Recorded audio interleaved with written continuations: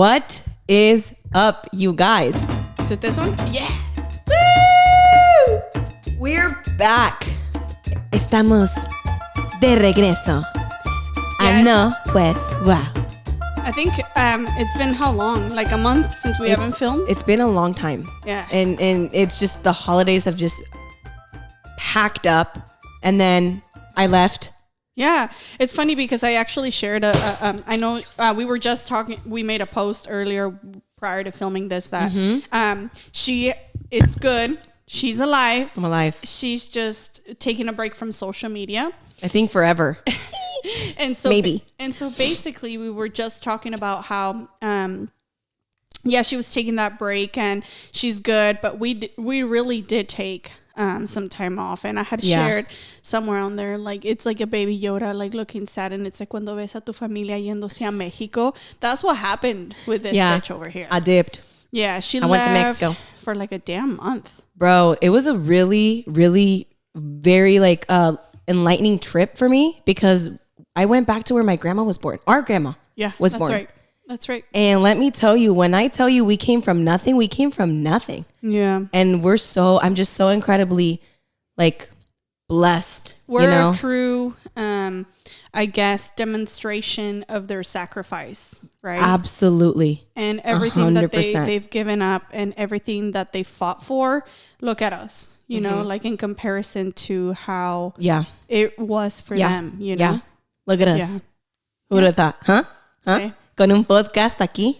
Unos chips, Sí, un cantarito. les tengo que decir, pero primero hay que empezar con nuestra This is our first podcast of the year, inauguración. Saludcita. Salud. To everyone who didn't make it into 2022, this is for you. Yep. May you rest in peace. And 2021. Make it into 2022. Oh, make it into 20. I was like, who didn't make it in 2022? I'm like, oh.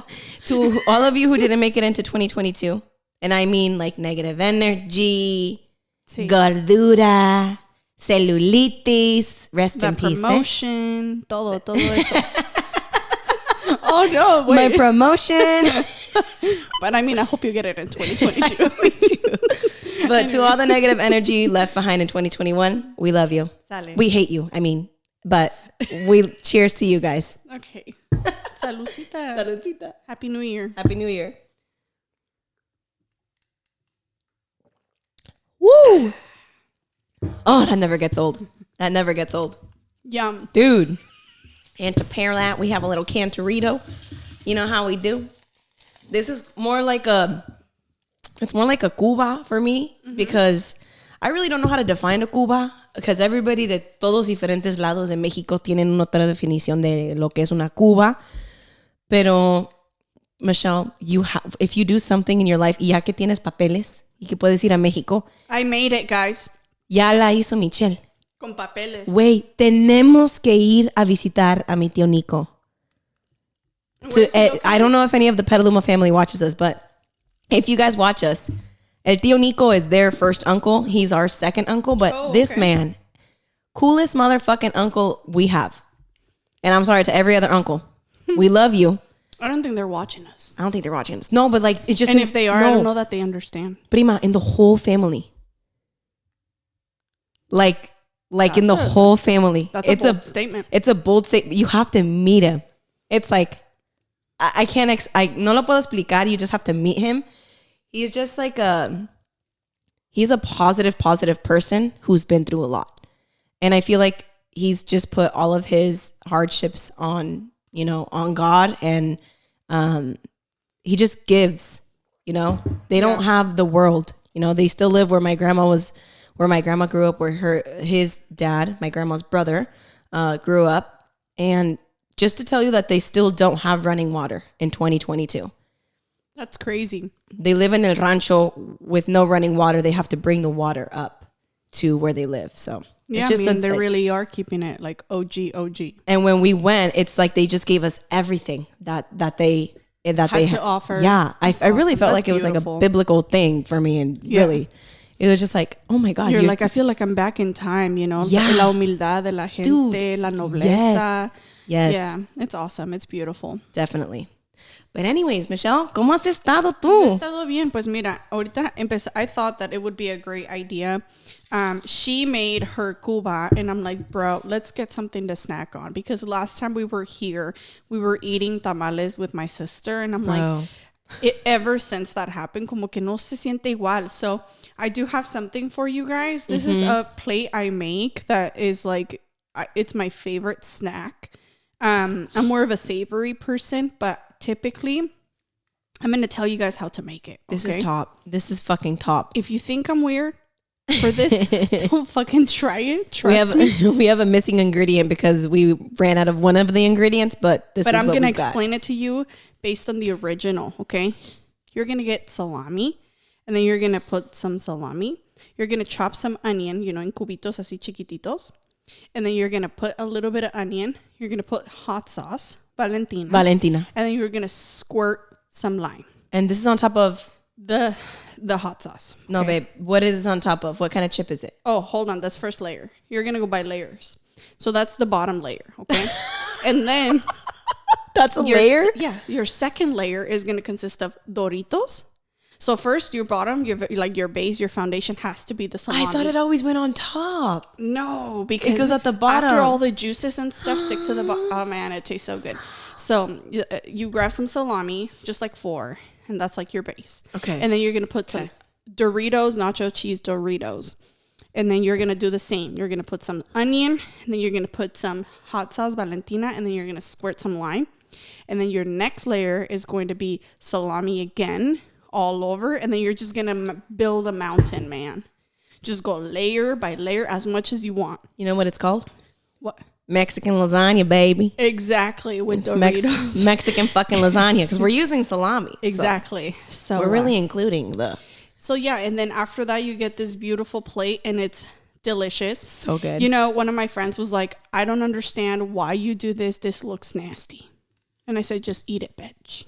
And she did. And then one time she came to my house and she goes, pues prepárate ese platito, ¿no? Con los chips y con la cebollita. And it was actually really good. I'm like, okay. And I'm telling you, man, I introduced this to Christian. He's like, hey, are you going to make that plate? Everyone that I introduced this to, I'm telling you. This is one of those things where when your family comes over to your house and you're going to watch soccer, this is a muy must. Rica botana. And your dad, tu papá creo que la prepara con... ¿Quién te enseñó? Tu papá te enseñó a hacerlo así, ¿verdad? Tu papá la prepara con queso de puerco. Mm-hmm. That's his original, not his original because the salami is an original piece to it, pero como no tenían salami allá, pues en... Yeah, this is like my spin-off of like my dad's like original OG recipe. Mm-hmm. My dad likes to make something like this, pero él le pica cebolla, le pone jitomate. I remember that, yeah. And he puts garlic salt. I don't personally like adding more salt to this. I feel like, especially the salami is already kind of salty. Mm-hmm. But I think just this pure combo is delicious. And my dad just likes to put like jitomate, garlic salt, and cebollita, el jamón, salami, queso de puerco, like just a bunch of like deliciousness. He goes off. He does. He Mexican really does. capirotada. The male version of a capirotada. This is just like easy, quick, and delicious. It's so good. It's so bad for you, honestly, like health-wise, like in terms of comparing it to what we should be putting into our microbiome, taking it back to one of my favorite episodes in the podcast. In terms of taking care of your microbiome, maybe not the best, maybe not a daily eater, but this is money. And dude, ahorita con todo lo que, like la cultura, I feel like here, you see people con los elotes and they're throwing hella takis on it, hella cheese. I'm like, bro, that is crazy. And to think that this was like this was like one of like the first botanas and the things that we grew up with, and then we see that transition going into like the paletero man getting crazy, or the tostilocos and stuff. The tostilocos, and now they have those carts and stuff. Too. I really haven't had any of those. Cueritos. Maybe I should try adding cueros to this. Ooh, that would be so good. Be some cueritos would give it that fucking bomb ass. Mm-hmm. Maybe I will. What is your favorite? Now that we're talking about cueritos, what is your favorite caldo? Between caldo de pollo, between menudo, between caldo de siete mares, between caldo de res, between caldo de albóndigas, between pozole, between birria. Birria is not caldo. Mm-mm. Birria es birria. Like a guisado. Sí. Personally, I think caldo de res is at the bottom of the list for some reason. I fucking hate caldo de res. I'm not the biggest fan of caldo de res. I don't know what it is. I don't like it. Caldo de pollo just reminds me of when I was sick. Mm-hmm. Or like sick times. Mm-hmm. I love albóndigas. So, and I do love me some pozole. Oof. I think it's like pozole, albóndigas. ¿Rojo o verde? I like rojo. Mm-hmm. I like verde too, and I'll make it. Yeah. But el rojo, man.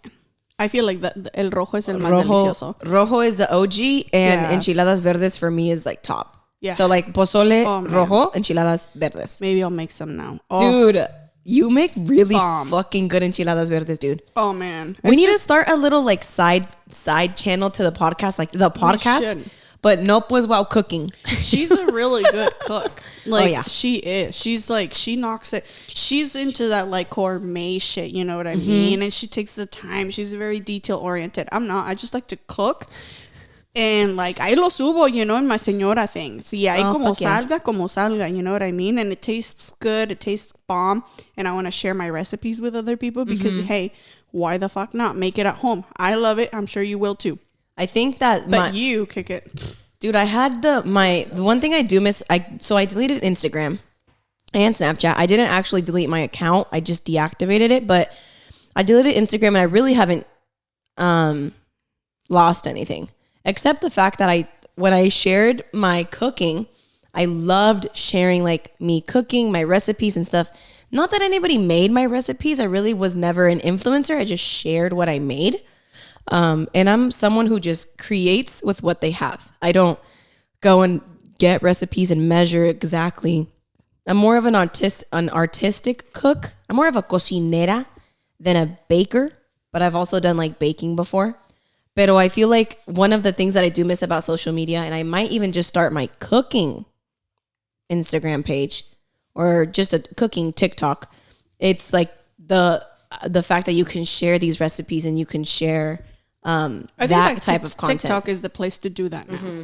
You know what I mean? I think you should just reactivate your own Instagram since you already had your base following and just take everything down, like your original content, and then just start like from scratch, but just make it a fresh slate. Mm-hmm. Yeah, I don't know. But that's, sorry, we kind of like got ADHD derailed over here. Yeah, but we just wanted to get back in here, get back into the groove, bring our fire back, give you guys an update. I know we have a lot of things planned for this year that we hope to share with you guys. I know that in the year prior, we just kind of started. We kind of lost our structure a little bit. Yeah, we did. We modified things here and there, but it's all because we wanted to improve the time that we spent here with you guys and give you guys something that you guys would listen to and it was going to be worth your time and that you can also go back and re-listen to. Yeah. So, creo que cuando empezamos fue algo como, okay, we're so excited, we're amping up, we're promoting, we're doing these things, but this isn't our main hustle and this doesn't pay our bills. So it's also like we're making time for this. We're investing our energy and our time into this and also our money. But it's one of those things where it's like when you want to create and talk about these issues, about like Latin American issues or Mexican American issues and things like mental health and weight and all of these different varieties of things. And when you're creating content, you really want to focus on being consistent. And one of the things with me, I'm not the most consistent person, but with this, I've been relatively consistent, impressively compared to the other things in my life that aren't as consistent. But we did, like at the end of the year, we kind of like lost that momentum, if you may. Because again, we have holidays. We don't live with each other. So I have to come over and then we meet, we plan like what we're going to talk about. But I'd really like to maybe just set a poll out there and ask what kind of content would you guys like to listen to that we can touch on? Because there's just so much information out there that we can touch on in regards to like Latin American issues. And one of the things with Michelle que tú me dijiste fue que, okay, in our reporte político de pendejos, that structure fell off. And a big portion of el podcast era de educar a las personas que nos están escuchando de cosas políticas because es lo que yo estoy estudiando. And the things that I've learned in my master's is probably more than what I've learned in the last 4 years of any undergrad, you know, in my undergrad. Entonces, yo siento que sí lo podemos hacer y no tiene que ser like, oh, on the news today, it was, you know, siento que puede ser como, did you know? Like más educativo. Like datos políticos o cosas historiales que pasaron que es un motivo de por qué estamos lo que estamos viendo, right? We're looking at a big issue in California is housing and affordability. And so how did we get there? And that's what I'm studying in my master's. And I feel like that's what we can talk about in terms of creating content for this and how it affects. We also want to continue to bring guests. I find that it creates a little bit more of like I truly enjoy having guests in our podcast. Oh, yeah. And we definitely want to start in the spectrum of getting people out there that are also maybe perhaps influencers and who are, starting their careers and, who are business owners and so on and so forth, that maybe Latino based or, things like that, to have also a variety of content for you guys. But yeah, outside of that, this is what we've been up to. This is what we've been doing. And we're happy to continue this. We're so excited. We really have so many things to look forward to in this year. And in terms of the podcast, I mean, there's so many ideas that we have that I cannot wait until we finally take all of these things into effect for you. And and we love your feedback. So for this year, we're really asking the public and our listeners, what are some things that you guys like? What don't you like? Give us some pointers. What are the things that you guys enjoy?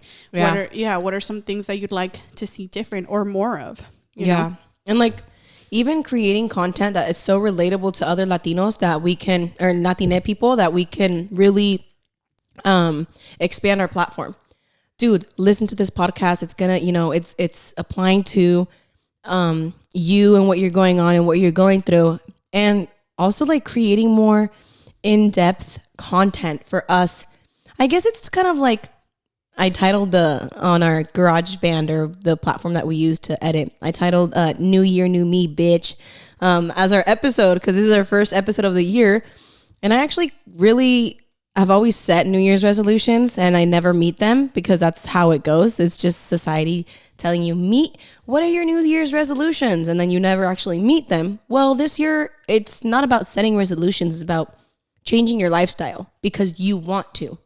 I think cutting social media for me was one of those lifestyle changes that really has benefited me in terms of like my mental health. And not that it was like so detrimental to my mental health, but it's like if I want to grow como persona, I want to see exactamente qué me beneficia, qué no me beneficia, qué me distrae, qué son mamadas y qué es realidad, Entonces, I feel like for us, we just queremos enfocarnos en hacer eso, ¿no? And, making content that you guys are going to relate to and might just fucking help you in any situation, you know? Yeah, absolutely. And I think that you went through like a phase last year in particularly where you just realized, like you said, this isn't beneficial for me. Mm-hmm. This isn't beneficial for my life. Mm-hmm. This isn't like worth my time, or maybe I'm just spending way too much time in this, Mm-hmm. And I know I also went through like a detox kind of phase as well. I took down literally my Snapchat. I deleted it. I didn't take it down. I just deleted the app from my phone. And I also went through something similar. It was like a 4-week period where I was like, I don't know. Facebook was like the longest. I feel like I'm just slowly just cutting Facebook out of my life, but that's where I talk to all my tías, Yeah, Facebook ya es como que se quedó poquito atrás, es para la generación ya más grande, ¿no? Sí, exacto. I haven't had Facebook desde I reinstalled forever. It because my tía was like, te voy a subir ahí en el Facebook, te lo voy a poner. I'm like, okay. I'm like, shit. I'm like, tía, ya no tengo Facebook. I have Facebook. Oh, you do? It's my dad's. Oh my God. He doesn't fucking use it, but I have it on my phone and I use his marketplace.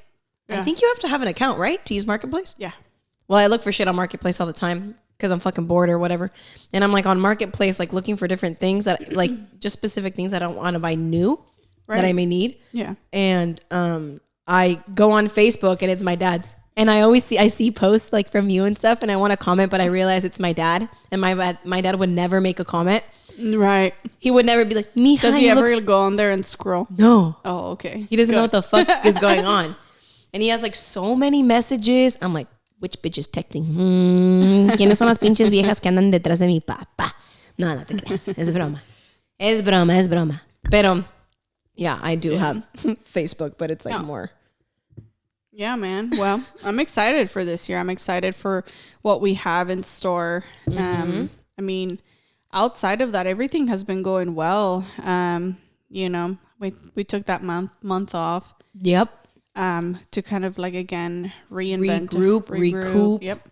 And I think en el comienzo del año, you're always like you have more energy, you have more like motivation to do new things, and it's just like one of those societal things that happens. Oh, it's a new year, fresh start. You can leave all the bullshit behind, even if it was just last week or whatever, right? Like 2 weeks ago, you were still doing the same shit, but it's like. And even like con los contagios too, it's just gotten so bad. We've seen a huge surge. This is worldwide, you know, the surges that we've seen.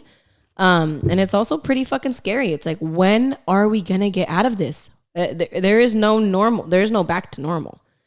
And it's like. El pinche Omicron. Nos vino a dar a todos. El Omicron. Fun fact. El Omicron dicen que no te quita el sense of taste and smell. No. Pero el Delta sí. Entonces, if you get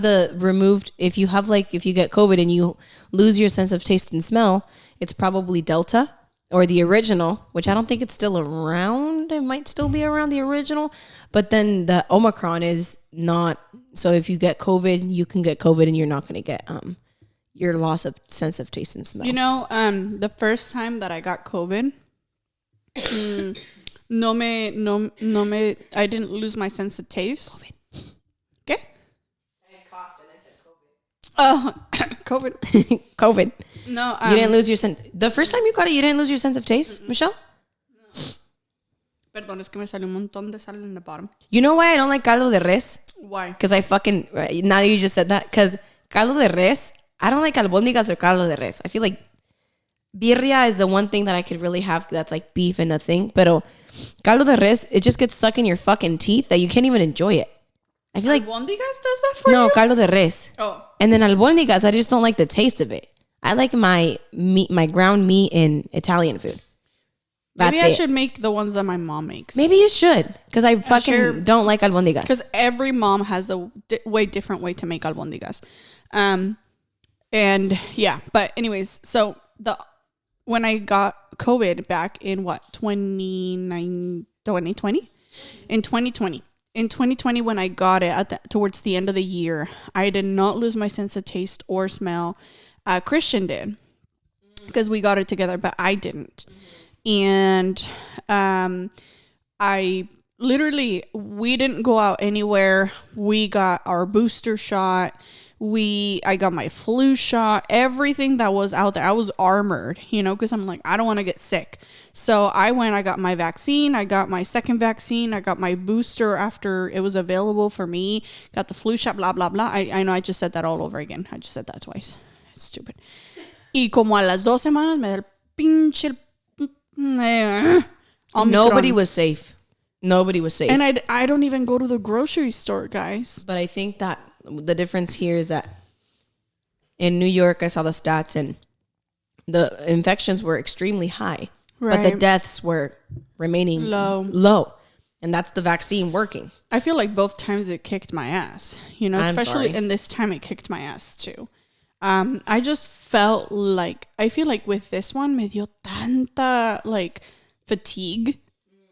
I felt like I couldn't get out of bed. I felt like I couldn't do shit. And that's also another reason why we took a little bit longer to record. Because literally New Year's Eve, I was on my deathbed. Not really. I shouldn't say that. But I was literally hecka sick. you know, just trying to survive, ride the wave, and just being here. It started off with a little bit of a sore throat for 3 days, super mild, where I was like, okay, this is just a sore throat, but I'm going to just go get tested for the hell of it. How were the lines? Were the lines busy? I heard that they were busy while we were in Mexico. When I went, because I called in sick on a Tuesday, and I just went to go get tested. And as soon as I could, the lines weren't that long. Oh, okay. And then, honestly, before I peaked at my worst, I got my results back to positive, and I was like, shit, man. But I was okay with it because I was like, you know what? That just means I'm not going to go to work for 10 days, but I feel good. So we're good. Yeah. Pero no. Yeah, you were out for 2 weeks, and I was in Mexico for most of it. But then when I came back, she was still in. Había apenas acabado la cuarentena. So it's like we couldn't I was like, we're just going to wait it out a little bit. Yeah. I came back and I had anginas because we came back from 70-degree weather, 75-degree weather in Mexico. And then we came here and it was like anginas. And I tested 3 times for COVID and it was negative. But it was just like everyone, I thought I had it. I was like, oh, fuck, I got COVID. And I can guarantee you I got it because we were stopping we drove to Mexico. Mind you, it was fucking rough. We drove all the way to Mexico, drove back because the flights were like $1,000. And if you're a constant traveler to Mexico during the holidays, you know what I mean. Like the flights are just ridiculous. And I think that even I feel like there's a lot of people that got stuck in Mexico because they had COVID. Mm-hmm. I know where we went. My family's from Santa Maria del Oro, Jalisco. It's a small little town in the middle of like a bunch of like sierras. It's pretty much like the Sierras, and then it's like Santa Maria del Oro. It's like the main pueblo. They're not from there. We're actually from El Vallalto. It's like a rancho. Your dad was born in a rancho near El Vallalto. It's called El Tepamo. And we literally couldn't even get to El Tepamo because it's like it's literally mountains and like rocky roads. And also it's that all of that area is controlled by the cartels. And when we went, when we went, you got some guts to go. When we went, like, we just didn't know it. We were just oblivious. But my uncles, of course, they know them. They know that norteños come, so they don't really fuck with anybody. But they had this gate, and they're like, okay, the gate is not here because of the cattle. It's here because they're watching how many people are coming in and coming out of that road. Sketch. And the road was like a 2-hour drive into their El Vallalto. It's not a pueblo, you guys. Son 3 casitas en un rancho. Son 3 casitas in like a quarter of a mile. Mail? No. How do they get mail? Bitch, they don't have running water. You think they're gonna get mail? Oh, pues no, por eso pregunto. No, I wasn't trying to be a bitch like that. But I'm just saying, like, bitch, they don't even have running water. They're not gonna have fucking mail. I guess I was they saying do because, have like, no. I wonder if they say, oh, okay, like your correspondence to goes to like El Vallarto or what? El Vallalto, Jalisco, no, or El Tepamo, or does it say Santa Maria? Creo que es Santa María. En Santa María del Oro, Michelle, tienen 2 tiendas. And that supplies the pueblo with food. They don't have a mercado. They don't have I was gonna say no. That's fine because they usually have a mercado. No, they don't fucking have a mercado. So sometimes they don't even have lettuce. It's one of those things where you just like you go to the pueblo. The roads are really fucking nice though. They do the Santa Maria del Oro road. They have empedrado and they're really nice. It's like drivable. But yeah, they don't have access to a lot of resources like we do. That's crazy. No wonder. Like I feel like our grandpa moved and migrated to Cotija because he got out of Santa Maria for a reason, and it was easily because Santa Maria didn't have as many resources as Cotija does. Right. So like whenever it's crazy to say, but like our grandparents are from Jalisco, but like whenever you say like, oh, where are you guys from? I always say from Michoacan because my dad was born in Michoacan in Cotija, he was born. I'm sorry, in El Tepamo. My dad was born in Cotija. Your dad was born in Cotija. My dad was just a baby when he was taken. He was raised in Michoacan, and he was, he's from Cotija. Like if you ask my dad where he's from, he says he's from Cotija. He doesn't say that he's from Jalisco. He was just born in El Tepamo. Exactly. Bro, it's a mountain. Like, how can I fucking explain this to you guys? Go to Yosemite. Less greenery. A little dry. Go to Yosemite. Go on a fucking hike up to Yosemite. Go and to there's Glacier Point. There's a little fucking cabin with a little bucket where they get water from the river. That's where we grew up. That's where my grandma was born and grew up. Yeah. And a lot of her family members were huérfanos from the Cristeros, from the war. From the war, right? Can you believe that? That's fucking... It's insane. So, like... Crazy. I never even bothered to really find out more information, to look that much further back because, you know, to me, it's like, oh, we're from Cotija. Like, our parents are from Cotija. My dad, your dad, everybody was like, from Cotija, you know, but what? Like my grandma would only share like, oh, mija, pues where I'm from, you know, in Jalisco this, or you would hear all those stories, but I actually never like actually pictured it. Not only because just that, but because every time when we go back to where we're from, we go to Cotija or Zamora. You know what I mean? Every Christmas day, El 25, we always go to Cotija and we have tacos de Cotija. Yeah. And that's where they were raised. But the actual ancestry. This is the border. This is Michoacán. This is Jalisco. The Rancho El Vallalto's right here. And Cotija's like a 4-day walk porque se iban caminando. No había carros. O se iban en bestia. Sí había carros, pero pues somos del rancho. No iban a traer carros. Anyways, se iban en bestia y llegaban en 4 días. You know what I just thought? I'm sorry. Go. Our grandpa never drove anywhere. He probably didn't know how to drive. What? I'm serious. I just realized our grandpa didn't drive anywhere. He never drove. He always walked. He just had a burra and walked. Well, when El camión. When I grew up over there, he only walked and took el camión or bike. I'm just fucking thinking about this. Well, when he was 17 years old, he came to the States and worked. But that doesn't mean he drove. That doesn't mean he drove. Oh my God. That's crazy. I feel like that's I don't think he knows how to drive. I don't think he knew how to drive. He knew how to drive. R.I.P. I know. He's in the cielo now. Mi abuelito, but that's crazy. Dude. Isn't that crazy? I just realized it until right now. I'm like, wait. Because my other grandpa drives. Oh, yeah, for sure. And your grandma does too, right? No, my grandma does not. Oh, she doesn't? Oh, okay. No, she never learned how to drive. Pero tu abuelito, ¿de dónde es? De Zamora. Él nació y creció en Zamora. ¿Y sus papás? Nacieron y crecieron en So Zamora. they're generational Zamoranos. Yes. Oh, yeah. Okay. And so is my grandma. I mean, honestly, I don't know. My great grandpa was all from my mom's side. From Zamora. From Zamora. Yeah. Oh, okay. I know my grandpa from my mom's side has the family from that side of the family has been in Puente Grande for 400 years. 400. That's what Luis found out. My cuñado, he found that in an ancestry. Not ancestry. It's like a different one. Yeah, he was also doing that. He's like, oh, he found like a death certificate of una de mis tías en el DF. And then I was like, what? Or, I'm sorry, en la Ciudad de México. Perdón. Antes de que me vayan a atacar. Ya no es DF, Michelle. Ya no es Distrito Federal. En la Ciudad de México. And then sí. I was like, what? No way. He's like, yeah, there's like a death certificate from like una de tus tías. And I'm like, that's so weird. And I was like, I thought that wasn't like true. So I was like, oh, wait a minute. My grandpa, el papá de mi mamá, had a sister who moved to Mexico City, and she passed away really early young. Like I think she was actually pregnant where she fell from the roof and hit her head and died.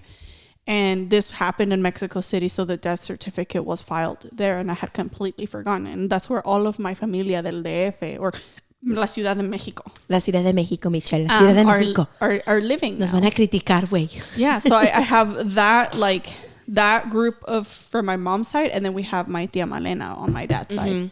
That's the only that's the only familia we have in Mexico City. Sí es chilanga. Sí, pues, o sea, ella está en el modo de que como te habla. No, sí es chilanga, mi tía. Así te habla. Mi tía sí es no, pero mi tía sí es chilanga porque salió de mi tía salió de allá, de Michoacán. Ella es michoacana. Los chilangos son like outsiders coming into the city. But that's what chilangos are. I didn't know that. I thought they were just people from the city. No, but that's what they are. It's like Chicanos, you know? Chicanos, like you're not... Well, I don't identify as Chicana. I think that's a different culture. But I feel like norteños, for example. Yeah. Norteños, that's what, you know, they're not from ni de aquí ni de allá, pues ni nos identificamos. Right. That's crazy. But can you believe that shit? All of that shit that I found out. And I'm like, Grandma, why the fuck have you never like talked to us about this? Like I'm over here like astonished. She's like, ay, mija, es que pues tengo muchas cosas que hacer. I was like, bruh, you're 78. Like she's 77. Wait, what? No, she's 77. Our grandma? Yeah. She's going to be 78. Nah, bro. She's like 65 in the way that her energy. Yeah, for sure. She gives like 60-year-old vibes. 100%. Pero yeah, no nos platicaba las cosas. And like my abuelito too. I feel like my abuelito, Ricardo, yo siento en mi corazón que él sufrió mucho, vio muchas cosas muy feas, que se emborrachaban y se mataban allá en el rancho, sacaban la pistola y se disparaban. And I feel like he did see a lot of that. And then when he moved out of Cotija, right? Because he pulled the family out of Cotija and he brought us to Jacona. Yeah. But when he moved out of Cotija, it was for a reason. It wasn't because he was, you know, he just wanted to move on with his life. It was because it was also like better, like you said, like I think he's slowly starting to get gravitated towards places where they had bigger and better. You know, Jacona is right next to Zamora. And thanks to that, my tias all had like a better future. They went to school. Mm-hmm. Yeah, exactly. Cotija doesn't even have like a university or anything. Exactly. It's a pueblo. Exactly. And Zamora did offer all of that. But it might have been like too crazy and too city-like for them. Mm-hmm. Even though like when I went back with Christian, mind you, Christian's Colombian. So he's like, you know, he's only been to Cabo or Cancun. You know, he's never actually visited a town from Mexico. Yeah. So when we landed in Guadalajara and we went to Zamora, you know, and I'm like, oh, es la ciudad. And when he gets there, he's like, I don't see this being a ciudad. It is a big fucking city. And then I was like, in comparison to like the towns around here, let me take you to El Valle Alto. They have, you don't understand how big of a deal is that there's a Starbucks here. Like when you have a Starbucks in a city in Mexico, or when you have a Home Depot or a Sam's Club or a Walmart, it's a city. It's a city. Yep. Like to them, it's like, whoa, you know, because like she just mentioned, in smaller towns, they barely have like mercados and tienditas, you know, and you go to the larger cities and, you know, supposedly, you know, there's actually car dealerships. Bro, Cotija was big for my grandpa. And Cotija does have like a lot of resources, but Cotija is very small compared to a city. Like it's even Jacona. Cotija's like fucking Grayton, all right? There's like I think it's bigger than Grayton. Cotija, I would say it's much bigger than Grayton. Cotija, for those of you who don't know what Grayton is, it's just like a little small town. Grayton's a small town now in the sticks, country back roads, up here, up north.